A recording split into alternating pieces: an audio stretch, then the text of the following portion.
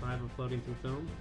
This week we're going to continue our series that we started last week on Dziga Vertov. But before we start that, let me introduce our co-host here, Blake. What's up? And Luke. Hello. So, what do you guys think, just a general impression, are these two movies better than the ones we just watched last week? The same? What are your overall thoughts? Which two movies are there? Oh yeah, the two movies are doing. I mean, okay, it's in the description of the it's episode. true. I mean, Stride Soviet and Man with the Movie Camera. No, Yeah, you got it Soviet. wrong. The 11th Year and year. Man with the Movie Camera. My bad. Already a great start to the Already, episode. yeah. I'm But sorry. I'm So sorry. either way, Yeah. the 11th Year. It's in the title, so I feel like I have to say it. Okay. But yeah, so what do you guys think overall? Man with the Movie Camera is It's better one than of the best both, movies of all obviously. time. I mean, Yes. because Because you guys have both seen this before, correct? Yes. Yes, Alright, yes. so you And guys have 11th done Year, this I still one. need to think about because 11th there's Year- definitely a lot of parts I liked about Oh it. yeah, for sure. Okay. It's just I It goes, still have to think about it. It goes like so far for me. It's been like Kino Eye, Okay. then like Stride Soviet and Sixth Okay. Part of the World, like the same. Okay. Then it goes back down a little bit Oh, to I don't 11th know, Year, maybe. All right. and then all Man right. with the Movie Camera is like in the stratosphere. So Okay. that's fair. Okay. All right. That's fair. in my that's opinion, fair. so All right. far. See, I felt like that way about the 11th Year, but honestly, rewatching it, like, I think it might be on the level for me as a Sixth Part of the World, and I think, Okay. because the reason why I say, and maybe not, we can kind of just get started with with 11th Year. Then we'll just go right into it. For sure. And the reason I say that is, I think I mentioned in the last episode how I feel like in these movies coming up, and especially in these two, like Vertov starts to become a little more focused on what he's trying to do. And especially with the 11th Year, like what kind of makes it a little unique even for Vertov is he's basically focusing on one place the whole time. Yeah. You know, the building of that hydroelectric dam. Yeah. You know, just Yeah. basically staying in one place, which for him is even unique. You know, because usually, like, I mean, in the next movie we're going to talk Yeah. about, Man with the Movie Camera, he's going everywhere. Definitely. You know. But yeah, so I wanted to mention, I wanted to read a couple of quotes from Vertov from some of his writings about the 11th Year, and I'll probably do the same with Man with the Movie Camera, kind of just to frame how we talk about this. And I want to see what you guys think too. So this first quote, first of all, the 11th Year is written in the purest film language, quote, the language of the eye. The 11th Year presumes visual perception, quote, and in his quotes, visual thinking. Secondly, the 11th Year is written by the camera in documentary language, in the language of facts recorded on film. Thirdly, the 11th Year is written in socialist language, the language of the communist decoding of the visible world. So, like, okay, what do you guys think of that? What comes to your mind first when I read that quote? Well, I mean, he kind of like literally was talking the way he talked about the camera, how he wrote with the camera basically. Yes. It's like literally predicting auteur. Honestly, I'll read that quote too, just because Yeah. I read it to you guys before. I'll just read it now, because if you listen to our French New Wave episodes, we kind of Yeah. talked about that at the beginning of that one, where a lot of them wanted to use film the same way a writer would write, right? The Yeah. same kind of authorship. And this quote is from 1935 from Vertov, so 15 years before the French New Wave is even getting started. Is quote, "For 15 years I studied writing and film. To be able to write with a camera, not with a pen. Hindered by the lack of a film alphabet, I attempted to create that alphabet. I specialize in factual film writing. I strove to become a neutral film writer. I learned this at the editing table." Damn, yeah. Right? So that's what your first thoughts were, like, Oh yeah. kind of just writing with the... And I mean that same line was literally used by the guy who wrote the manifesto. What's it called? Alexander Ostrog. I think yeah. Isn't it called like Les Politiques des Auteurs or something like that? Yes, I don't remember the title. You might, yeah. But I remember it's the camera stylo or the camera pen. And, yeah, it's remarkably similar. I mean, Yes. But yeah, So I don't know much. plagiarism. No, I'm just kidding. The socialist part, I don't really know much about that kind of the era. But you can tell at least that's the theme of the movie, though, right? I guess yeah. Right, like you can tell he's at least he's upholding that worldview for sure. Yes. Okay. And it is almost like that's the theme of the movie more than like any of the individual shots are actually telling you that specifically. You know, you Yeah. kind of have to gather that from watching the whole thing. But Blake, what about you? When I read that quote, is there anything sticks out? Well, no, I mean, the first thing is I feel like he's doing this through all of his movies anyway. So like, Honestly, I feel yeah. like this isn't the first one, but if he said it is, then I mean, apparently, like, he doesn't say it's the first one. oh, okay, Okay. No, but it's like he It's says his specifically. perfection. No, not perfection. So- He kind of just says this. He was because in this one he's writing specifically about the 11th year. Yeah. So in this essay, so he basically, but the quote that really stuck out to me was the 11th year presumes visual perception, quote, visual thinking. Yeah. So like, and that's what's more unique about these later two too compared to the ones we just watched, if you notice, there's way less intertitles in either one of these two. Well, Basically Man with the none. Movie Camera doesn't have any, I'm pretty Man with sure. the Movie, I mean, at the beginning it tells you this is not gonna have intertitles, and we'll talk about it in that one. He kind of, I think, cheats maybe a little bit with the intertitles, and we'll talk about that because they're in the movie itself. Yeah. But in this one too, there's just a few, but basically he's trying to get the idea across of visual thinking. Yeah. Right, like Yeah. literally thinking in images. The same way, like, most people when they think they're thinking in words. Yeah. But that's not usually how thinking goes 100% of the time. Like sometimes you'll think of words, and then sometimes you'll think of a memory, or an actual image, right? And so he's trying to, like, through the film medium itself, trying to get to that visual thinking, right? Even though most people, when they watch a movie, after they want to describe it only in words, where it's more literary to them. And he's trying to get people out of that, more like you can literally think in visual terms, and that's kind of what this film is. Yeah. So that's really why I like that. At least visual thinking to me. That's kind of what stands out with these two movies. That's why I wanted to start it out. And then just another fact before we actually get into the movie itself. I want to know if you guys noticed this. So these two movies are when he started making his more experimental movies in the Ukraine. He started getting funding from some part of the Soviet Union that was in the Ukraine that they wanted to make films more on the Ukrainian, just more Ukrainian nationalistic films, and so they got him to make them.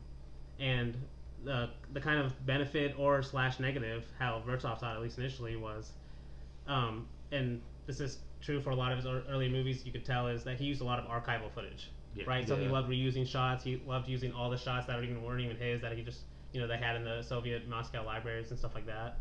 But once he went to the Ukraine, he didn't have access to all that footage, so they basically had to shoot a lot of new footage, which is why the 11th Year feels like he's literally just filming this one place, because he actually is. He doesn't have all this archival footage to use from other stuff. He literally has to film one place.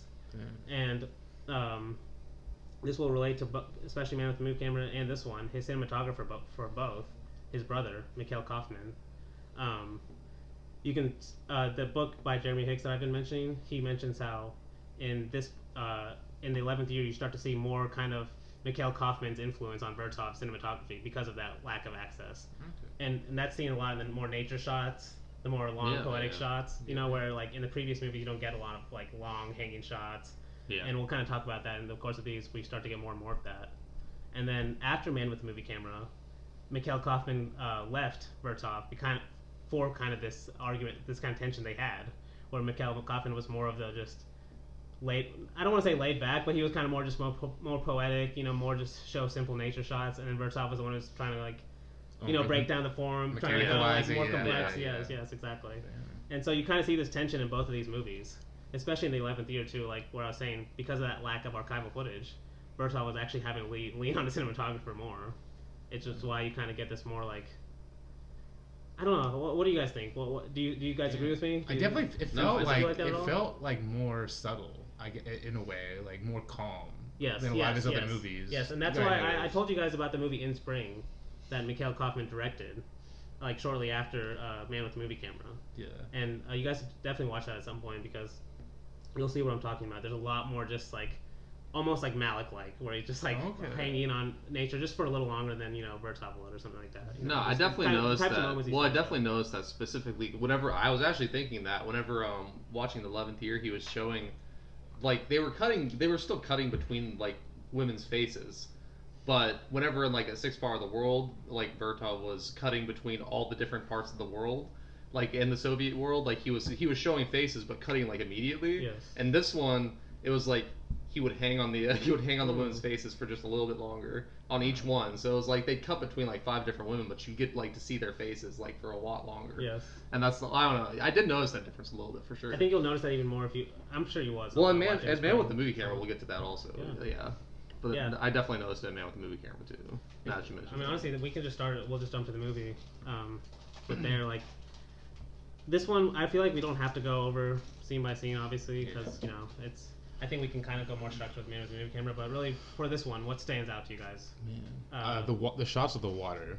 Yes, it's just like the way how like it was so like smooth, like it would form like a wave, but it would be so. I don't understand and then like little how like kind of superimposed shots like of Lenin standing over the water when it's flowing. All the shots of the miners superimposed big on in mining and stuff. Those were crazy. Mining on the bones and stuff like that. I still basically digging up you're digging up your dead too. Like that's what he's trying to get through. Especially at the beginning, right, where he's showing the construction and then he's intercutting with shots of skeletons. Yeah, it's like the old and the new kind of. I still don't understand how he did that. To be honest, I try to think about it, but it's just okay. So which are you thinking of a specific shot, where the ones where he's superimposing the miner, the sounds weird. The miner over the just as emphasizing one part is not gonna make it sound bad. In singular, it's miney actually. Miney, okay. I have no idea. Well, he's mining, and he's big. He's a big giant guy. Okay. Yeah, it's like the shot in Man with the Movie Camera too, where he's like a huge guy. Okay, yeah. I'm just I don't. Wait, even know. is that in this movie as well? No, because in Man with the Movie Camera, he also does that where he's at the very end, whenever all the people are walking around, he's huge in the crowd, shooting down at them like that. Okay. Yep. Okay. No, he did that in both these movies. I still understand how you. No, this one, this one he'll have the top half of the screen will be a guy digging something, but then the bottom half will be the whole town or something. So it looks like he's digging for the whole town. Or something, It's just it's so good the way he superimposes shots like that. Because when I think of this movie, I think one of the first shots I think of is that I think they're building a dam, the hydroelectric dam, and the water that flows from that. It's just so smooth. There was just some scenes of food. I'm how, just mind blowing. There's also a shot I love of a camera going it's at the top of the factory and it's just moving to the window or whatever. It feels like it's floating almost. It kind of reminded me of that shot in Lahane where the camera just floats above the buildings. I don't know if you guys remember that. No, there were a lot of tracking. It felt like tracking shots in this, or where it felt way ahead of its time. That's the one I remember specifically is whenever there's just this window, and then you're slowly getting close to the window, and then you just go through the window. Oh my god! And I'm just this is 1928. What? No, and that's why at least what I love about this movie the most is when you think about so what I love about this movie most is when you think about how hard it was to film a lot of these shots, especially with the equipment they would have. It just feels crazy. And then what I wanted to say after that is the Man with the Movie Camera actually makes you think about this movie too more, because there are certain scenes from this, when you see there's this great shot of a really entrenched space of this guy drilling, this. You remember the long drill, and it's it's all dark lit except for him drilling. In Man with the Movie Camera, we see the cameraman filming that guy, filming that same scene. And there's when was this in Man? It's when he's in the Man with the Movie Camera when he's they're visiting the furnace and he's filming all the furnace shots, and they go to the mine too, and he films literally a guy drilling, and it's the drill from this scene. Too. Yeah. So it's literally awesome. He's going back to his past movies too. Oh my god.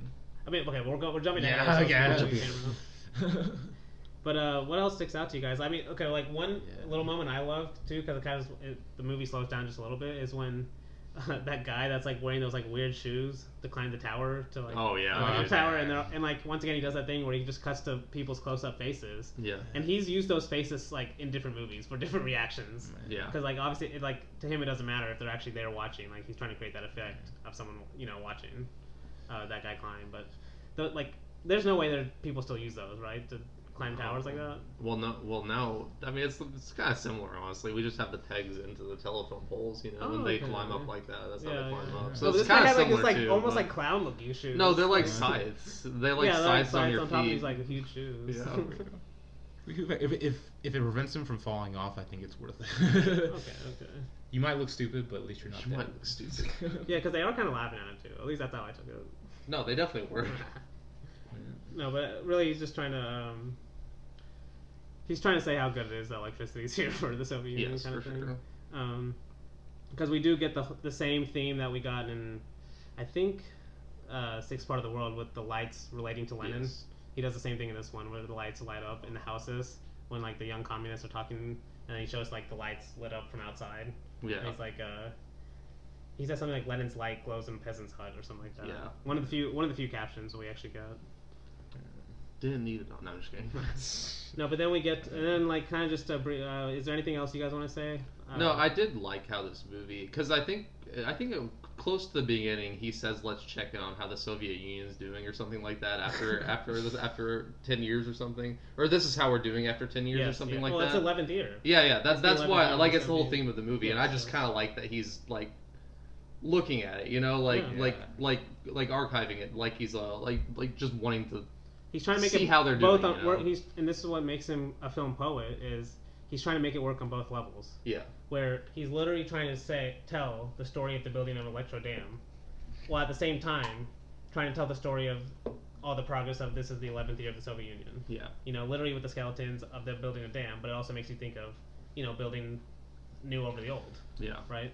But they are also building a dam because we're literally seeing them build a dam. Yes. And that's kind of how we're going to talk about throughout Vertov is literally the filming of facts to him was so important, and then what you do with those facts is where the art comes in. How you edit them, right? How you write with them, like the same way how I mentioned that quote, film writing, right, with facts. And I think that really leads us to the reason why we're doing this series in the first place. One of the great. Okay, let me ask you this: do you guys still think of the Vertov movies you've seen? Do you still think Man with a Movie Camera is like way above everything else he's done? Yes. Okay, why? It just kind of it has a certain rhythm to it and a certain flow that I just feel like is unmatched in movies in general, not just his own movies. Well, I thought you were gonna say is has been a theme on this episode, and especially with Fellini is. It's a movie about making movies. That too, honestly, that's I love that. Right, too. It's literally one of the first. Any movie about movies or filmmaking is my weakness basically, but yeah, it's so self-referential and for me it's like Man with a Movie Camera. I loved it before. I put it number one on my sound list to begin with. And watching Vertov's movies up to this point has only made that appreciation for this movie grow even more, because this is like the epitome of what he wanted to do, basically, to me at least. Until you see Enthusiasm too. No, I still the implementation of sound is what we need to do. For sure. No, that's one. But yes, no, you're right though. Like this this even is he saw it that in some degree. Like he knew this was his almost going all out. Yeah. And kind of to more introduce the book, like Jeremy Hicks kind of points out in his book how a lot of these Soviet film theorists and filmmakers from the 20s, like Podovkin, Eisenstein, Vertov, others that I'm just not mentioning and forgetting, they saw, even by the end of the 20s, they saw kind of their period coming to an end. They saw and how Russian film was going to go, it was going to start becoming more very social realist, as more just straightforward propaganda, more just I don't know, just bland filmmaking, honestly. So, and they saw this coming anyway. And so this, first of all, that's kind of why Vertov wanted to go to Ukraine too, because he saw what was happening in Moscow and stuff. So, but then also he actually saw this movie specifically as, maybe this is my last chance to kind of get really my experiments out there. Honestly. And I mean that I have to disagree because I do actually I agree because I do think it's probably still his definitive movie. It's just that it is kind of sad that a lot of people do see it as so far above all his other movies that people still just don't watch his other movies. I definitely think people should watch his other movies. I mean, because even just going through Letterboxd, seeing a lot of people that I know that follow that have watched it and they really like it, but they haven't seen any of the Vertov, just like me before the series. But that's for a reason, right? For some reason, it's almost like you're watching something too good. If you're if I watch the other ones, I just won't live up to it. Honestly, Well, for me, it's I think people think Man with a Movie Camera is the least propaganda of all of his movies, and I honestly do think that's why a lot of people don't watch his other ones, because they consider them propaganda. See, that's a good point. Yeah, it's just more. It feels more self-aware. It's it could be. Yeah, it's not interpreted as directly as. Yeah, it's not.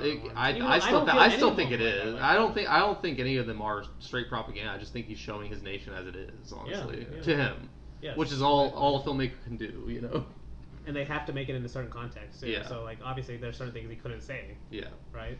I mean that's true with any filmmaker. If you're making for a certain place, there's certain things you can't say. Yeah.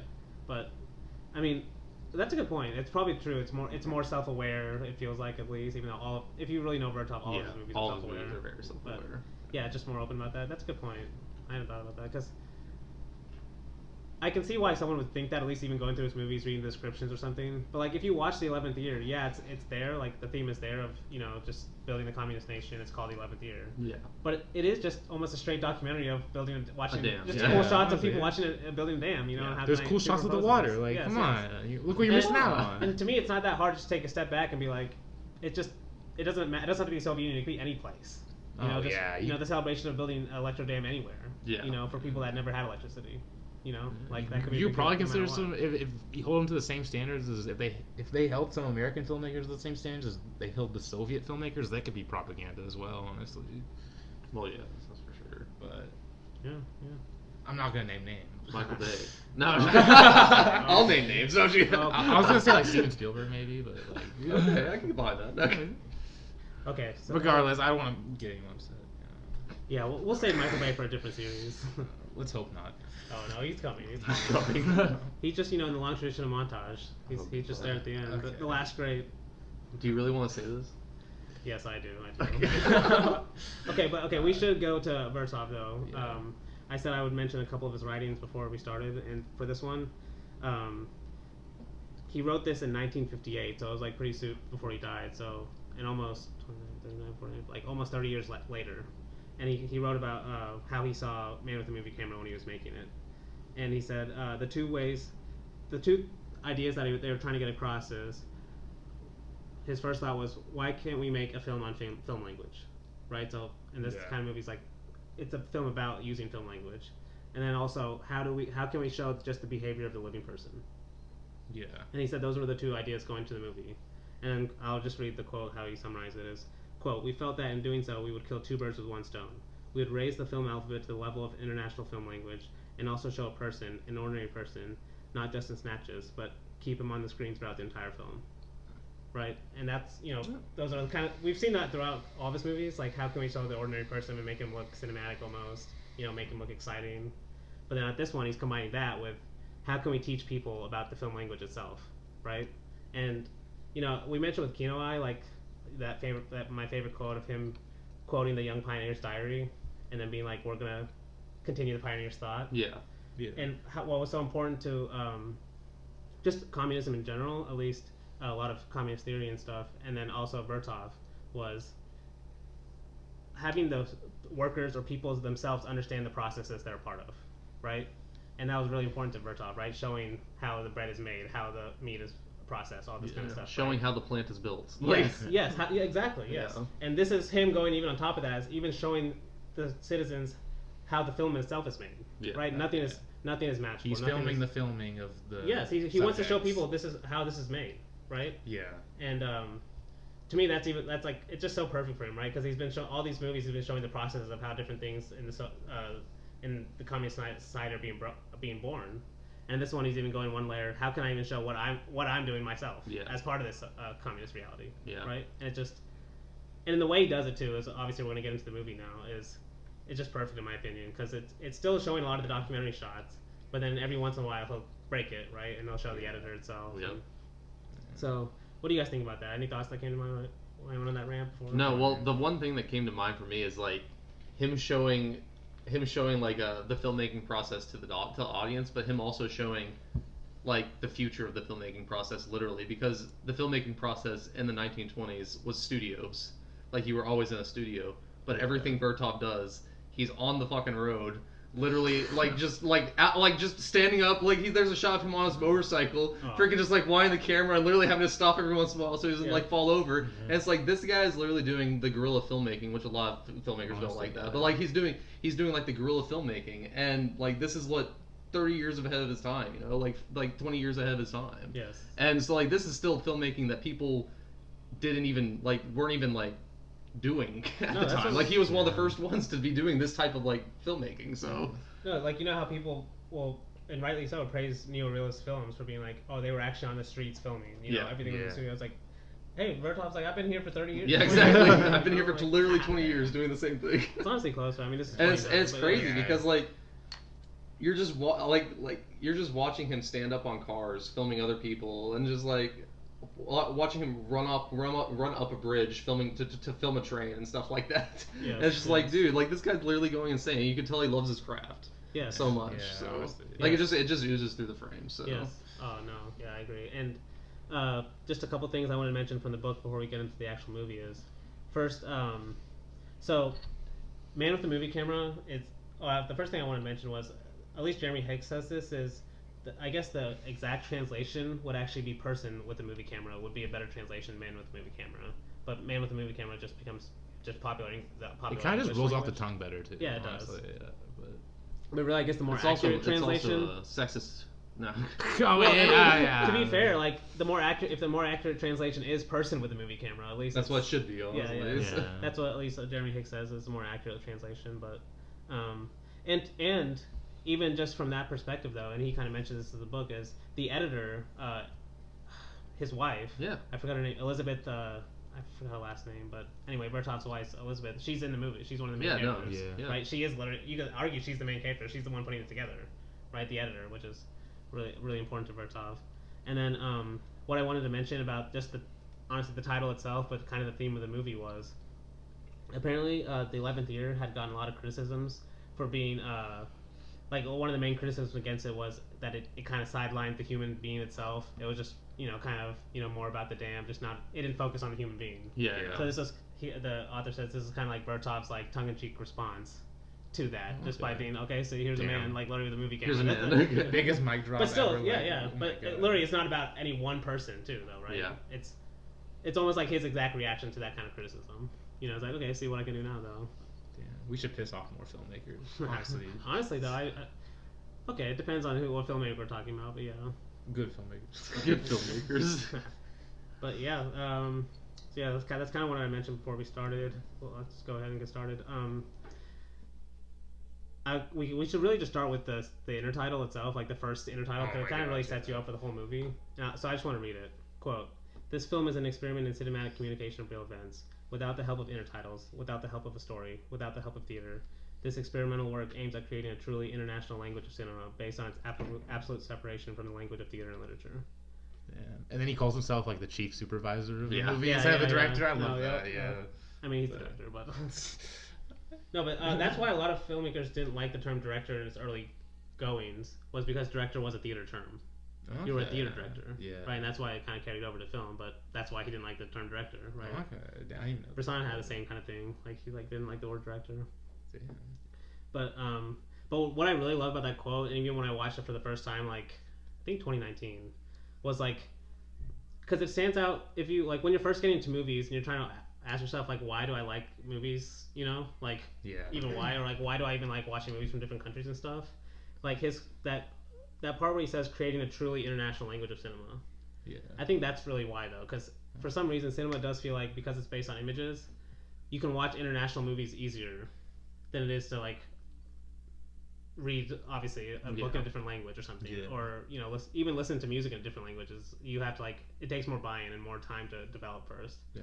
Versus a film, like film was actually created when international was becoming a big thing. Films like Vertov already seen films from Germany and from France and from America already. From the birth, basically, it was an international language, right? So, and to me, like he's really emphasizing that, like this is truly international. I'm making this for everyone. And maybe that's why a lot of people like it too. Like just on that basis, where a lot of his previous movies are more for a specific audience, right? Yeah. And this one still is for the. I still think his earlier movies are for everyone, but they are definitely. Like it's definitely for people watching. For people watching it in the Soviet Union. Yes. And this one, sure. he's aiming for the future at this one for sure. Yeah. Yeah. And not only future, but just everywhere, right? International. I think he's aiming for the future in his earlier ones too. Yeah. Yeah. No, you're right. But it feels more straightforward. It does. Yeah. This is where for sure. Yeah. It does feel like he's. I don't know. Like you said, it feels like his least propaganda one. Maybe it does feel like that in some way, just because it has more other themes in it you can pay attention to. Yeah. Maybe the other ones they don't as much, but yeah. So that's how it sets you up for the movie perfectly. I was basically bought in once I read that. But yeah. So it starts kind of like I'm just gonna go chapter by chapter and see what you guys stand out, if anything stands out. So like the movie opens with kind of just the city waking up. Yeah, it's like really slow, and then essentially. Really slow, and then I love how it just like throws you right in. Like it just like I don't even know how you it's like a roller coaster. Like he's building up, and then just crescendos. Yep. Like because it does feel it seems kind of peaceful at first. He's showing all the people sleeping and like the city like still hasn't woken up yet. Yeah. And then I think he starts the madness with the train. I think is that where he starts? The tram. Well, it starts more kind of with the first. We see the car approaching to pick up the cameraman. Okay. And the cameraman then they go to start filming, and that's when they go to the train, and that's when it starts. That's their first shot. And I think he uses similar shots to the train in an earlier movie of his too. I remember we talked about it. He loves different shots. Like we talked about under the train. Yeah. This one is where we see the cameraman. Like he's he barely gets out of the way. Yeah, I love that shot so much. See, those are the shots that I think that you're talking about. That his brother, that Kaufman probably had bigger inspiration on those shots than Vertov probably wanted, because those are the long tracking shots that I think. There's definitely more in these later ones. Yeah, I definitely think that's the case. No, but what you were saying about how it opens up slow, I feel like that way the entire movie, honestly, because he does get fast at points, but like he's building up, and then towards the end, like after like the last third of the movie is extremely like it's coming at you like really really fast. Yeah. But like he built like that's what the chapter 1 was like, slow for him. Yes. In my opinion, definitely. Yes. Which is why I liked it. Also. And then it picks up the very end before we get we do get these are kind of intertitles with the chapter titles kind of like fall. Remember, he uses them as like I don't think it's the number 2, but I think it's when he introduces the chapter 3, it's just the number 2 falling. Chapter 3. He does that with a few of the numbers. See, this is that stuff. That's the type of stuff I was talking about, and whenever, especially in that 13th Kino Pravdas, whenever like he starts getting into his bag with his intertitles, like he definitely he has ideas for intertitles for sure. At least with the chapter numbers, he does that with this one. Yeah, getting intertitles right has to be so hard too. A lot of these filmmakers just make it look easy, to be honest, which is crazy. No, because I don't know if you've kind of noticed this, but Godard was definitely inspired by Vertov's use of intertitles. Definitely, like, just the way 100%. He uses them. Like the words could be all over the place. The words could show up at random times, random formations. And masculine, feminine. With the sound effects. Just the way he introduces titles, numbered chapter titles too. All of that is very similar to Vertov. Oh man. But that goes into 2, and that's kind of really picks up. And these kind of have some of my favorite shots. Like we see like almost like a symmetrical shot of 3 streetcars leaving at the same time, like planes leaving the airplane hangars. Just different stuff. Getting ready to go, like buses leaving the station. And then we start to see the eye in the camera itself. Yes. Looking. Those are some of my favorite shots. Yeah. So. I'm pretty sure that's the header on Letterboxd, right? I just love close-ups of eyes, bro. They're just eyes are beautiful. They are. Like if you can film eyes well, that's a bonus. Like I'm not even joking. Who are you thinking of? I thought of Blade Runner, and I thought of how Fellini films. Hell yeah, Ridley Scott films eyes. Films the fuck out of some eyes. All right, I'll give.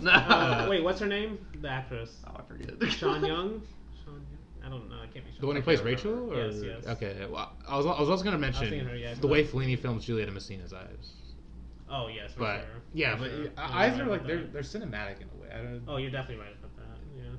No, in Fellini's Inter Vista, the diva character that he's interviewing, she hit her hairdresser is giving him advice on what a filmmaker does and stuff. Yeah. And all he talks about is the eyes, the way you film it. Yeah, I forgot. All that matters is how you film the eyes, kind of thing. Yeah. See, this is the first movie where I haven't seen a lot of Bresson, but every time people talk about Bresson, they talk about his use of hands. And this movie is the first one where I've seen Vertov like he's had shots of people working before, but in this one it feels like he does focus a lot more on the hands and the process of maybe it's just the work he's filming leads to that, leads to him shooting the hands more, but no, he definitely I don't know, because I was just thinking of the girl packing cigarettes, or the girl making the cigarette things and packing the cigarettes things and stuff like that. And he speeds it up. Yeah, she's already doing it fast. Yeah, she's already doing it fast. Then he speeds it up.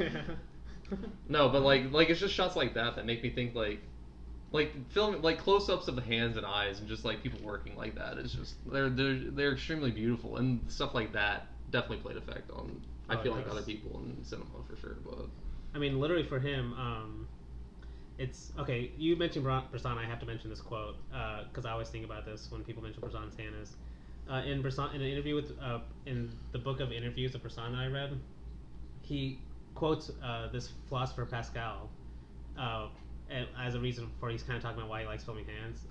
He says, this is a Pascal quote that he says is, "The soul loves the hand." And he's talking about his movie Pickpocket, and he says the soul loves the hand, and so that's why he loves filming the hand, because that's the closest for him, the closest way you can get to the soul, right? Okay. And so Vertov is the same way in his own way, right? He's trying to film what the city is doing. What is like I said, what's the being of man, or something. I forgot the exact quote I said earlier, but the life of a person, and what's the one way to show that is what their hands are doing throughout the day, right? In different contexts. For sure.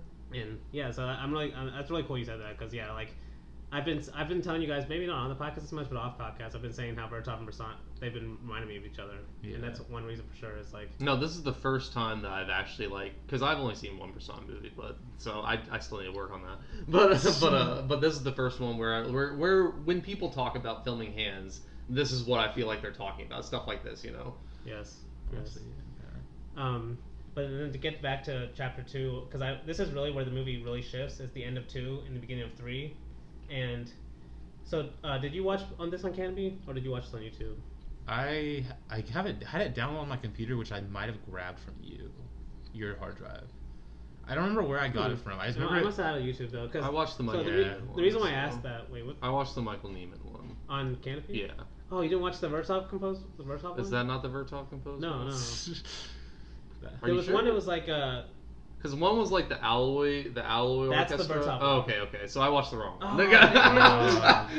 No, okay. I mean, it's not too important, but you should watch that Vertov one obviously at some point, because I had watched the Michael Nyman one previously, because I didn't know the alloy one was apparently. I just thought the Michael Nyman one was. So. Yeah, they should put that in the description or something. Yeah. But either way, the reason why I say that is because in the Vertov one. And I wanted to ask, that's why I was hoping one of you guys had seen it, but anyway, in the Vertov one, so at the end of this chapter 2, do you remember the scene where we see the cameraman filming those people in the car, and they're smiling at the camera? Yes. And it's almost like that's the scene movie. I was talking about, whenever he's standing up in the chair and standing up in the car filming people. Yes, exactly. Yes. That's kind of where, in the score anyway, the score gets almost dark for a second, and it slows down. That's what I was thinking, because the people are acting like they don't want to be filmed somewhat, at least the women kind of are, and then whenever he's filming the divorced people, there's a woman literally holding a bag up to her face because she doesn't want to be filmed. Yes. And I'm like, these people at least understand what people now are thinking of. Yeah. Where it's we don't want to be on camera all the fucking time, damn. Let us live in privacy. Vertov. No.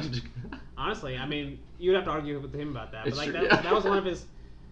It's more okay. We can kind of just get into it now, maybe, because that is one of the main differences between at least the communist ideal or socialist ideal and even the American ideal is American quote unquote individualism or whatever values that privacy a lot. Yeah. Right. Yeah. Where even the Soviet communist ideal is everything is public, right? Everything is social. There's truly no it even sounds weird to talk about if you're trying to describe this just as someone who grew up in America like us, even I've studied a lot and it still feels kind of weird to talk about, but that was the ideal, right? Of there truly wasn't everything was a public space to some degree, and that's kind of what his camera's trying to do, right? Is showing everything in this public space, and that's why he feels kind of open to it, but at the same time he does show those shots of people hiding from the camera, people that don't want to be on camera at the same time, right? To be honest, though, that's what's kind of funny about watching today is, a lot of people would hate that, would have a gut reaction negative to being filmed all the time, but people are filmed all the time. Oh yeah. We exist in that surveillance world, right? Yeah. We exist where cameras are on top of buildings that could easily see into a. Yeah, we have this, but without the benefit of communism. No, I'm just kidding. No, but we have this, but without the idea of what a public space even means. Yes. Yeah. Everything in America is private. Right? Even the public spaces are private in America. Yeah. They're owned by a private company. Yeah. Right? That's why it's so out of our realm to be what does it mean to even be in a public space where there are actually real public things that people go to, right? And that's kind of what's cool about watching these movies, especially Man with Movie Cameras. We are at least seeing some people live in a world like that. Yeah. But okay, so to get back to the film, the reason why I was saying this is at least a significant title change from 2 to 3 is. So he's filming the people on the car, and then it all of a sudden the camera slows down. He slows down the film to where all of a sudden he starts showing images, right?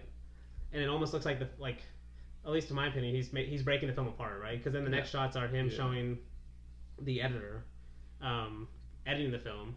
We see her putting the film back together, and then the film starts again. Like he literally just shows like all of a sudden randomly he's like, and that's why I was saying in at least the Vertov composed score, the music does slow down to where it's like it looks like you're getting tense for a second. The film's come apart, and then the film picks up again when she puts the film back together. You know, like she basically is the magician, like we're gonna get later on in the movie. Yeah. She's that. I don't know if I've ever seen a movie like do that. Like any like. I mean, that's what I'm saying. Well, see, that's what. Well, oh, okay, sorry. No, go ahead. Like whenever I was like, this must be like Chris Marker thinking like he watched this and was like, oh, I'll just do La Jetée. Like, honestly, that's what I thought of whenever he started doing that. Because like that's. I feel like what Chris Marker is trying to do with La Jetée, you know, just like showing you the process of making a movie through. Like a movie is literally just like moving images. That's all it is. Yes. Like that's what Marker and Vertov are trying to tell you with that. So. No, and that's what we're gonna talk about with Marker on the last episode. Yeah, that's directly influenced by Vertov to some degree. Yeah, I feel like he might have directly gotten that from the movie camera, honestly, or maybe the idea. He definitely knew about Vertov too. You know? Yeah. No, but that's why I love this kind of. It's really where he's, you know, I think this is the first time we see the editor too, which is why it's important too, because you know she'll be a part throughout the rest of the movie. Because you mentioned the divorce scene, that's right after this scene. Okay. That's the next scene where we see, and this is what I think I mentioned this on a previous episode with the camera at the top, almost acting. Yeah. It's like, oh, where am I going to look to next? Yeah, you know? I love that. It's like looking back and forth, and then because it turns around like slowly once, it shows two people getting married. And they're happy and stuff. Yeah, I love it. And then I laugh so hard. No, yeah, they're getting married, they're happy, and then because this is what I was saying, where he kind of cheats with the intertitles. He shows a paper where it says divorce, or it shows marriage. Yeah, marriage certificate. Yeah, so that's his kind of cheating. He's literally showing the intertitle. I'll count it. So you can know. Oh, it counts. It counts in my book. But anyway. So then it cuts back to that camera on top of the building. Yeah. It does like a sudden turn, like almost like it's it's about to find someone else, and then that time they're showing people getting divorced. A divorce. Yeah. Like he's trying to show at least as much as he can, or he's allowed to. He's trying to show as much of the city as possible. Yeah. You know. But okay, I've been talking. What else sticks you up to, guys? There's one shot that's probably my favorite shot in the movie that I don't know which chapter it's in, but he's like filming the reflection of a window, and the window's like turning. And like you see the reflection, and then when it's turned, you see the reflection of the cameraman. Yes. And then he goes out of the reflection of the cameraman goes out of the frame. No, I remember the shot you're talking about. My God. Yeah. That's I don't know which chapter that's. I'm kind of terrible remembering which chapters are which, but. No, I remember the shot you're talking about too. Like a similar moment like that is when he shows like the woman giving birth, or just the baby being born and everything, and then intercut with that is like an apartment building. But then a cameraman superimpose onto that apartment building, like he's filming everyone, almost like just to make you think of like him filming everyone in the rooms, you know. My God. But yeah, that's 2, and then we get to 4. Okay, so 4 is the scene I was talking about where he goes back to the mining caves. Yeah. Where he shows in the 11th Year he shows people digging, and in this one he shows the cameraman and himself filming basically those scenes, probably. Yeah. No, I know what scene you're talking about. I just didn't realize he was filming the same scene though. Yeah, that's that same factory. Yeah. Damn. No one can say anything about water. No, but they asked for. I mean, we can just go to the end. When did the train shots happen? When does it show them digging? Because they actually show like how they get the train shots in this too. Oh wait. Well, yeah, because like it shows him for the first one is like him doing the like laying his head on the train tracks and just looking at the train or looking at the camera as the train's coming. Location scouting. Yeah, and then it goes to one of them shooting under the train, which he has in a few of his movies. But then later on in the movie, it actually does show the car next to the train, like next to the railroad tracks. They show the hole that they dug under the railroad tracks so someone could stand there, and then they show them leaving the railroad tracks, basically. Right. I think, but. Dude, I don't think I could stand under a hole under a train. That's I don't know crazy. Because like he's like they're filming it under the train, and then people are walking, getting onto the train too, and I'm just like, do these people not know that there's someone under the train tracks filming right now? No, I remember what you're saying because I remember that scene specifically because we get the below angle of the train, and then he immediately cuts the above angle of the train, like on top of the train. Yeah, like. it just makes you think that camera was on both sides at some point, under the train and over the train filming. Like, see, that's why in some degrees it does feel like almost action. Like he's trying to film certain scenes like action scenes anyway. Like the train scenes where we see like the cameraman filming outside, like he's filming while leaning outside the train. And then also the other one I'm really thinking of is, I think this is towards kind of where we're at is when he's filming the paramedics leave. And he's filming like an action scene, you know, and like there's a scene while he's filming the like paramedics or it might be a fire truck where you get both angles, like both cameramen filming each other. Yeah. Which is, you know, like it's hilarious. Yeah, it's honestly hilarious. Spider-Man pointing. Yeah. Honestly.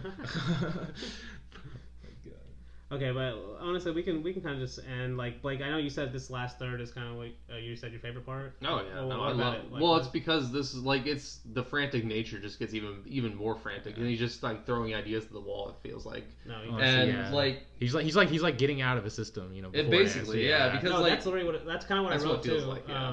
Because it does feel like it's ending because he shows the people in the theater, you know, and it's like and like I think he even says something like he doesn't say something, but it does feel like everyone's about to leave. You know, you feel like it's about to end. And then all of a sudden, he goes. It's like almost like he can't leave the city. Yeah. He like goes back and he starts increasing it even more. You know, there's just it just gets even faster and faster, and then things like he throws the trams at you, and there's like 6 fucking overlays of these trams just going in different directions.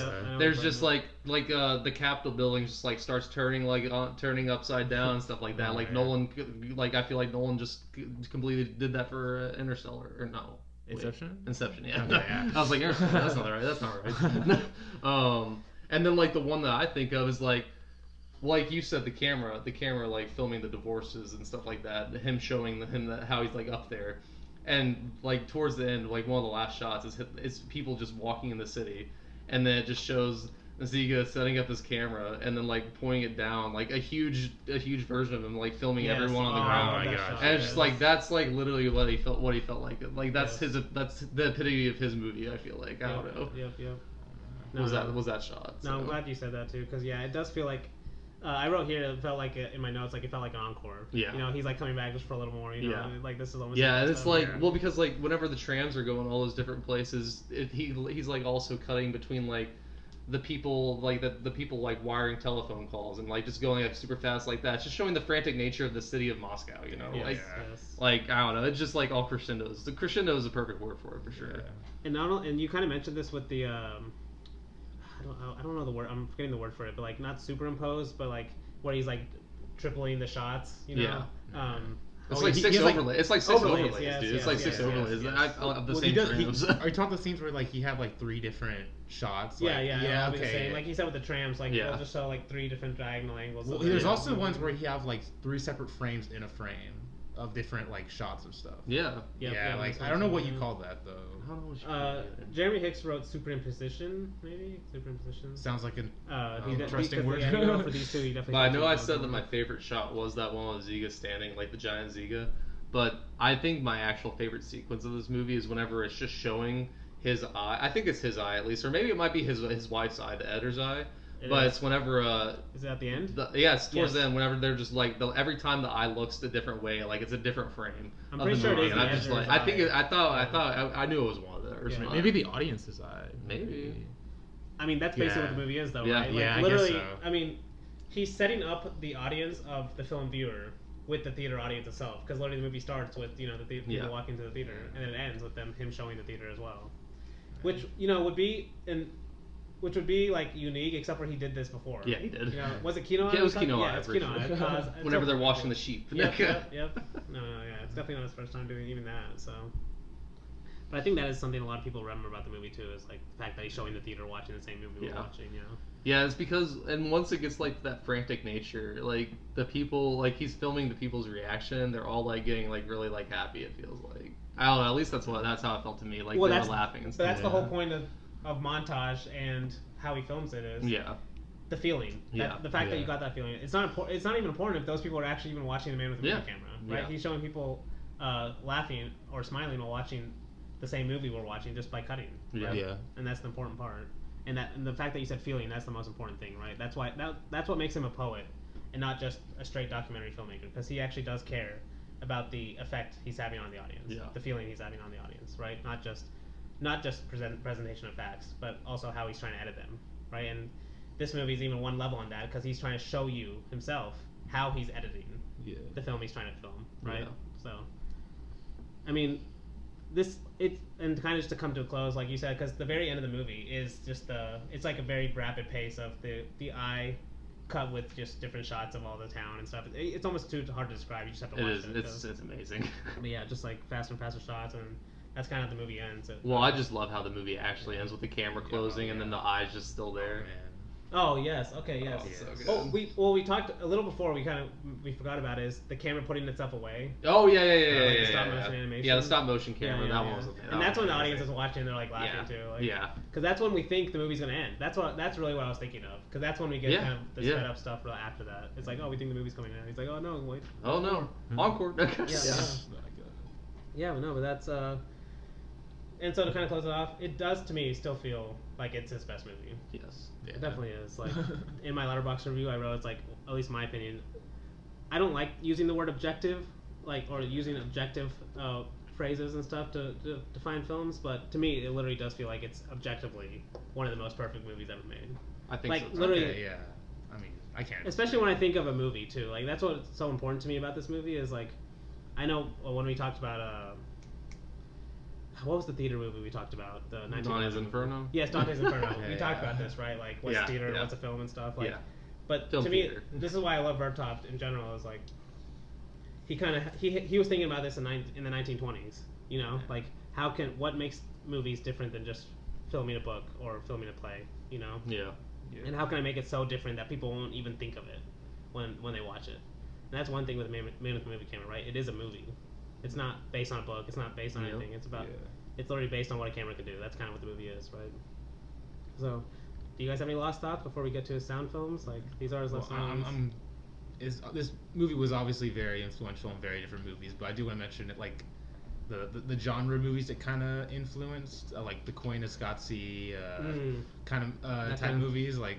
The poetic documentary. Yeah, I absolutely love Koyaanisqatsi and like how it essentially uses no dialogue, only visuals and score to make an amazing experience to watch. But you should really watch. Both of you guys should really watch In Spring, Mikhail Kaufman's. Yeah, for sure. The cinematographer, or the man with the movie camera in this movie, literally the cinematographer. His In Spring movie, because that one feels more like what you were saying, Koyaanisqatsi, maybe Voyage of Time, like Malik's, like. Okay, yeah. Because, I'll talk about it. We'll talk about it in the future episodes. But just in general, like, it is the more. It's the combination. Literally, to me, it feels almost 50-50 between poetic and documentary. It has both equally. Honestly, and it almost balances itself. It's almost. It feels like very hard to do that, you know. But in my opinion, it does balance out. Where it feels like you're watching a documentary, like you feel like you're watching this, you know, what a day in the life of what was like in this city. But all the editing. And I feel like you get that more with this one also, with Man with the Movie Camera also, because like he is reusing people in this one too. Yeah, Like I don't know if we like the ballet dancer, like we see her multiple times throughout the movie. I feel. Oh no, okay, I see what you're saying. That's what I'm saying. Like we follow specific. We come back to certain people a few times, that's a good point too. Yeah. As they live their life throughout the day in Moscow. Yeah. But no, I would just end by saying like I put this number 1 on my Sight and Sound after the first time I watched it. So like that should say something. I've seen like close to 3,000 movies, and I've still like this is still like whenever you said this is objectively one of the best movies ever, like one of the most perfect movies ever made, that's how I think of it too, because it's like if you can go 3,000 movies almost and you still haven't seen something like Man with the Movie Camera, still it's pretty impressive, man, considering it like the time of, like not even considering the time it was made, but like also but like even in the time, like because I know that you hate that phrase, like it's impressive for the time it's made. Because in the time it was impressive as well. I like it to a certain degree because I see it is a compliment. And like I said, he was to a certain degree making this for a future audience as well. Or an international audience, right? Knowing that it wasn't going to be popular in his time as much. Yeah. And it wasn't, right? It was harder for him to make movies. So to a certain degree he was making it for the future. Yeah. But like what I don't like about it is like people see that as like the future has some kind of like a hold on what's good versus anything in the past kind of thing. You know, like what are the arbiters of what's good basically kind of thing. But No, it does feel futuristic like that. Like It feels futuristic now to me, though. It's not like we're going to movie theaters now. And there's movies like this coming out and stuff, right? So that's what I'm saying, you know. But. No, this is like it's a movie, like it's a movie that needs to be seen for sure. Very few people could make this type of movie. Yes. And that's kind of what I'm excited to talk about in this last. I mean, we have some more Vertov movies, but the last episode is we're gonna, at least in my opinion, see how different directors took these kind of ideas and made them their own. Yeah. Through this use of quote unquote poetic documentary, you know. Which is, now that I'm thinking about it, it's, to me, is probably the best definition of film in the first place. Is just a poetic documentary, because it's not taking as much of the, as he was borrowing or stealing from other mediums as much, you know. Yeah. Even though I guess you could say. Let's get some fresh new IP of life. Yeah. Like that's honestly what it feels like. That's literally what it feels like, though. That's a good way to put it. Yeah. Honestly, that's a good way to end it. So, next week, we're gonna jump into Vertov's 2 sound films, and that's especially for Blake. I'm really excited because, I mean, Man with the Movie Camera is your number one, but I'm really excited to see what you think about Enthusiasm, especially because maybe it's not as self-aware as Man with the Movie Camera, but just for Vertov, sound was such a big deal. You know, like if he could have made sound films in 1915, he would have been using sound from the beginning. So like the second he was able to get sound, he was using it. And then I won't say too much about it, but the way he was using sound too versus how, you know, a normal person would use sound when talkies first came, you know, it's just way different. So I'm really excited for you guys to watch this, because, you know, he has elements in this movie that he's not able to use in Man with the Movie Camera, sound, you know. So in some ways it is really cool. So is he like a new director on this? No. It's still the same guy. No, but yeah. So I didn't even say the other movie. So we're doing why am I blanking now?